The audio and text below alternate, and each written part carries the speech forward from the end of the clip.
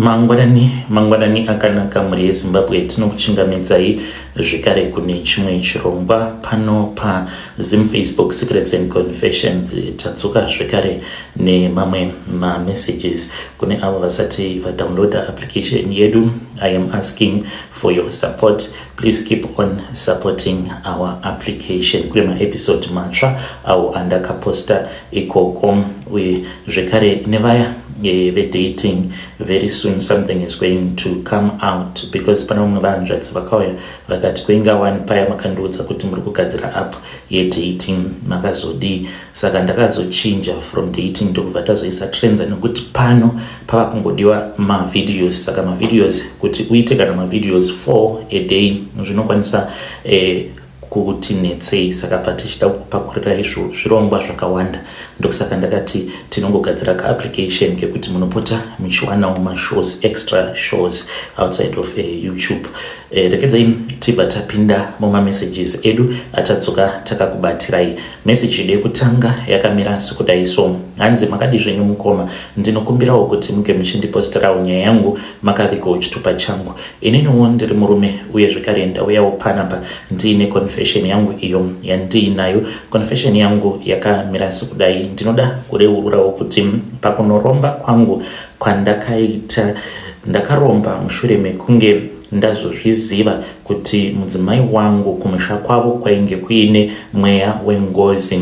Upfumi hwose uhwo hwandainge ndiinahwo apo pandainge ndabva mukurambana nemudzimai wangu nekuda kwemukadzi uyu wandakazotora. Ndingangoti musikana because ainge ari wechidiki zvake. Ndakachiva runako ndikabva ndati uyu anoita, ndokubva ndamutora. Asi pandakamutora chandainge ndisina kuziva mukomana ndechekuti munhu kumusha kwavo kwainge kuine mweya wengozi. Ndokusaka zvichinzi kana usati waroora kana wafunga kuti unge uchiroora mukadzi unofanira kuti unge uchibvunza, wotangawo wambobvunza ombonyatso kuziva kuti kana kumusha kwavo vanomboita nezvei. Nekuti dai ndakatanga ndabvunza kuti kumusha kwavo vanomboita nezvei zvimwe kuda mukomanache ndingadai ndisina kuzomutora musikana uyu.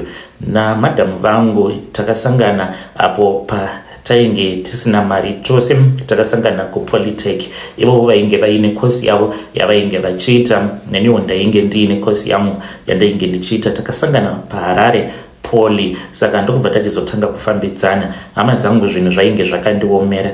Ini namadhamu tose tainge takaomerwa neupenyu. Asi pamusoro pekuomerwa neupenyu, madhamu vakabva vachizodzingwa ndokubva vachizoya vakatanga kugara neni because vainge vachigara navatete vavo. Saka takazotanga kurara tose namadhamu ndokubva ndachizovapa pamuviri. Mushure mekunge ndavapa pamuviri, madhamu vakaudza vatete vavo kuti ndo zvainge zvaiitika. Madhamu vakabva vachizodzingwa, vakadzingwa navatete vavo vakanzi ndiri kuda kuendesa kuchikoro asi iwewe wava kuita zvevanhurume. Saka it was very tough. Mufunge zvenyu mukomanache. Ndipo apo pandakabva ndachizoti kuna madhamu it is okay, tinokwanisa edu kungogara. Asi nekuda kwekuti vatete vacho vainge vava kusabhadharira madhamu mari, madhamu havana kuzokwanisa kuenderera mberi nechikoro, vakazongogomerawo munzira sezvo vainge vaine pamuviri. Apa iniwo mari ndainge ndisina, ndaitoitawo zvekujoinidza mari plus ndichiendeswa kuchikoro nevamwe mukoma vangu. Saka mukoma vakabva vachizongoita give up pavakazozvinzwa kuti ndava nemukadzi. Hongu vakaramba vakamira neni vachiti ndinoda kuti urambe uchienda kuchikoro, which was okay. Asi dzimwe mari dzavaimbopota vachindipa vainge vava kusandipa mari dzose idzodzo dzavainge vachindipa. Saka ndainge ndava kungorarama ndichingongwavha. Then mukadzi wangu ndakabva ndachizoti iye ange achizoita zvemusika, zvinhu zvikaita sekunge zvakaita senani. Takazoti tauya kunoku kuSouth Africa. Remember kuti madhamu vangu vainge vasina kupedzisa zvidzidzo zvavo zvinova zvakazova affect later on in our marriage. Patakazosangana nemukadzi wangu uyu akazokonzeresa kuti ndinge ndichizotanga kuita zvekuromba. Saka sezvo madhamu ivo vainge vasina kukwanisa kupedzisa zvidzidzo zvavo, takauya kuno inini ndokubva ndatanga kushanda basa rangu rakanaka. Madhamu vainge vava kutengesa musupermarket, because patakauya kunoko takabva tawanawo mapermits aya avo avanoti mageneral. Ndokubva ndatanga kushandawo basa rangu rakanaka semunhu akaendawo kuchikoro. Madhamu vainge vachingoitawo kiya vachingotenderera vachingoitawo zvemapiece job zvekare nekushanda mune chimwe chisupermarket. Saka nekufamba kwenguva ndo pandakabva ndachizosangana naye musikana uyu. Iye ainge ari paUZ. Zvakaitika pandakaenda kumusha, ndainge ndava nemuzukuru wangu uyo wandainge ndichiendesawo kuuniversity.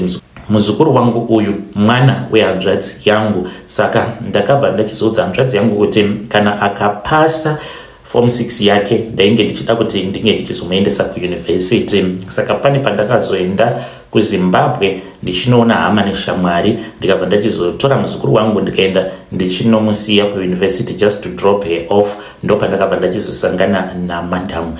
Ndasangana namadhamu ivo vainge vachiita law. Ndikabva ndati this girl is very intelligent and she is very beautiful. Apa ndainge ndocompare zvino namadhamu vandainge ndasiya kuSouth Africa. Ndikabva ndati asi madhamu vangu handionese kunge vane chavanokwanisa kundibatsira nacho muupenyu. The reason as to why vasina chavanokwanisa kundibatsira nacho muupenyu inhau yekuti havana kudzidza. Zvino munhu anenge asina kudzidza anoti netsei. So ndakabva ndachizongotanga kungodeita musikana uya because she was studying law. Ndikabva ndati sezvo iye she is studying law, tinokwanisa kuzotogumisidzira tava kumhiri kwemakungwa, tinokwanisa kuzotoenda kumhiri kwemakungwa ndichitoshandisa iye sezvo ari munhu akadzidza. Saka takati tichidheita kudaro mumba, mukadzi ndainge ndava kumuona sekunge ainge asitomborekana chinhu zvachose. Ndaimuona sekunge ainge achitonditambisira nguva yangu, because ndakatanga kufunga kuti asi mukadzi uyu ndinokwanisa kuenda naye kupi, because mutoro wandinenge ndichitozvitakudza. Iye haana kana kudzidza. Ndikabva ndachizotanga kumubata uyanga zvekuti kana iye akasvika pakuzviona kuti ndiri kumubata uyanga, ndokubva tachizotanga kunetsana kudzamara tichizorambana nemukadzi. Saka mukadzi wangu ndakamuramba, uye zvekare akabva pamba asina chaainge ainacho. Ndakamuti enda unogara kumusha uko, because tainge takavakira kumusha. Ndikabva ndati vanhu vasina kudzidza munonetsa too much. Kana dai kwanga kunzi kwainge wakadzidza zvimwe kuda ungadai uchinzwisisa, zvino haunzwisisi nekuda kwekuti kudzidza hauna. Saka ndo zvainge zvonetsa ipapo, because ndainge ndichimuudza kuti iwe hauna kudzidza, because ndainge ndava kumucompare negirlfriend yangu. Asi dai ndakaziva kuti kusina amai hakuendwi, mukoma ndikadai ndisina kumboenderera mberi nerelationship yangu nemukadzi wangu. Ndakaona runako zvekare, ndikaona kuti iye ainge akadzidza kudarika mukadzi wangu. Ndikaona sekunge ndakangwara, ndinokwanisa kuramba mukadzi uyo wandakabuda naye munhamo, but I regretted same time. Saka mukadzi wangu ndainge ndomurova, uye zvekare hama dzake dzaiti kana dzikauya kwandiri ndaidzipindura rough. Ende vari sevamwe amai guru ndaitovatumidzira mamwe mamessages ekuti vaitondipindura vachiti banguru asi hamurevesi, nhasi mava kuona kuti isu hatina kudzidza. Ko pamainge muchimbofambidzana nemunen'ina wangu kubva muchiri munhamo, sei mainge musingazvioni kuti iye nehama dzake havana kudzidza? Nhasi zvidzidzo ndo zvakakosha, nekuda kwekuti mava negirlfriend, nekuda kwekuti mava neloya renyu ramuri kudanana naro. Mava kuona kuti mukadzi wenyu chinhu chisina basa, but munhu haasekwi bamunini. You never know. Ndikatosenda message ndikati kiki munopenga imimi. Izvo zvekuzonzi munhu haasekwi, kana munhu asina kudzidza haana kudzidza, iye anofanira kuti ange achidzokera kuchikoro.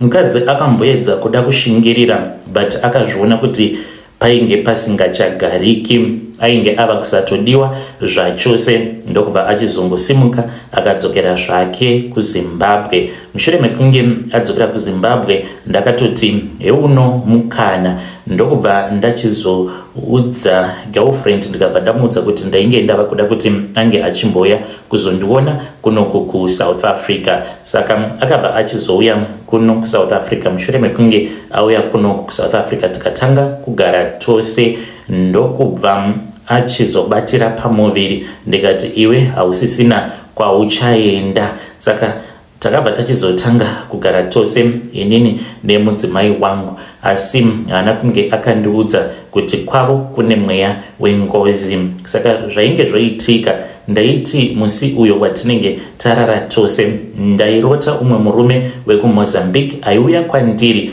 Murume uyo aiti kana akauya kwandiri aiuya akatsamwa, akaita kugumbuka. Mufunge zvenyu mukoma, achiti uri kunditorera mukadzi wangu, uri kunditorera mukadzi wangu, unokwanisa here kuzoripira mhaka dzose idzo dzauri kunditadzira? Saka ndainge ndisinganyatso kunzwisisa kuti munhu uyu ari kumboedza kuti kudii. Iye ari kuti ndiri kumutorera mukadzi wake sei? Handisi kuzvinzwisisa. Saka ndakabva ndachizoudza mukadzi wangu. Mushure mekunge ndamuudza kuti ndo zvainge zvichiitika, ndo hope dzandainge ndichirota, she started acting so suspicious. Ainge ava kungogara akatsamwa nguva dzose. Ndaiti kana ndikangotaura nezvainyaya iyoyo, obva atotanga kutoita humwe hustubborn hwekuti ndaitadza kana kunzwisisa kuti asi mukadzi uyu ari kumboedza kuti kudii chaizvo. Saka mukuzofamba, pane imwe hama yangu iyo yakazofamba ikabva yachizoudzwa kuti kwedu kwainge kwatova nemweya wengozi. Ndokubva achizotaura neni because akaudzwa kuti inini nyaya yacho ndinoiziva. Saka paakandiudza kuti nyaya yacho ndinoiziva, nyaya yeumwe murume uyo akafa ava kutonetsa, achazonetsa zvekare zvisingaite mudzinza, handina kunge ndakazvinzwisisa, but ndakangotanga kungonyumwa kuti asi ndine hope dzandiri kurota. Hope idzi dzandiri kurota, they are very suspicious. Ndoita sei panapa? Ndipo pandakabva ndachizoudza mukadzi wangu. Ndokubva achizotanga kuchema, akabva ati kwandiri, I'm really sorry because handina kunge ndakakuzivisa. Ndikati hauna kunge wakandizivisa chii? Akabva ati handina kunge ndakakuzivisa kuti inini ndakanzi ndinofanira kuti ndinge ndichizoita mukadzi wengozi. Mukoma apo paakandiudza kuti iye ainge achifanira kuti ange achizoita mukadzi wengozi, ndakarohwa nehana. Akanditi ngozi yacho yainge yakatotsamwa, zvainge zvitori zvinhu zvainge zvichitozivikanwa mudzinza kuti mweya wengozi wainge wakatsamwa nekuda kwekuti vainge vakatendedza kuti iye ange achizogara nemurume. Ndikabva ndati saka inini chii chaitika kwandiri? Akabva ati zvinogona kuitika kwauri ndezvekuti unokwanisa kuurawa nawo mweya uyu wengozi nekuda kwekuti iwewe uri kutorara ende uri kutogara nemukadzi weumwe murume. Ndikabva ndati hazviite here kuti tinge tichigadzirisa nyaya yacho? Akabva ati kwandiri kwatova nemakore nyaya iyi ichiedza kuti inge ichigadziriswa nevakuru vemudzinza, asi murume uyu kunyangwe akanzi taura kuti iwewe kumusha kwako ndekupi, anongotanga kuchema nekuda kwekuti sekuru nyakubereka baba vemudzimai wangu pavakauraya murume wacho iyeye vainge vari bhinya. Mushure mekunge vamuuraya nevamwe vavo, vakabva vachizomubvisa rurimi rwake kudaro, vakabva vachizonwa ropa rake kuitira kuti asazokwanisa kuvapfukira. Saka ainge asingakwanisi kuzodudza zvose kuti hama dzangu dziri kwakati, nekuti akatsipikwa ende akashandisirwa mishonga nen'angadzeko kuMozambique. Saka ndizvo zvakaitika izvi mukoma mudzinza rekwa madhamu vangu. Saka ndakabva ndachizoendeswa kune imwe n'anga nekuti vakandibvunza kuti wakazvipira here kuti mukadzi wako uyu unomuda. Ndikabva ndati hongu ndakazvipira mukadzi wangu ndinomuda. Mushure mekunge ndavaudza kuti mukadzi wangu ndainge ndichimuda, vakaenda neni kun'anga. Taenda kun'anga kuya, n'anga ikabva yachizonditi murume uyu mukadzi wake zvaanomuda anofanira kuti ange achizotora dumwa iri ndiro richamubatsira pane zvose izvo zvaanenge achida kuti ange achizoita, ende dumwa iri richamubatsira kunyangwe akazoti anenge achida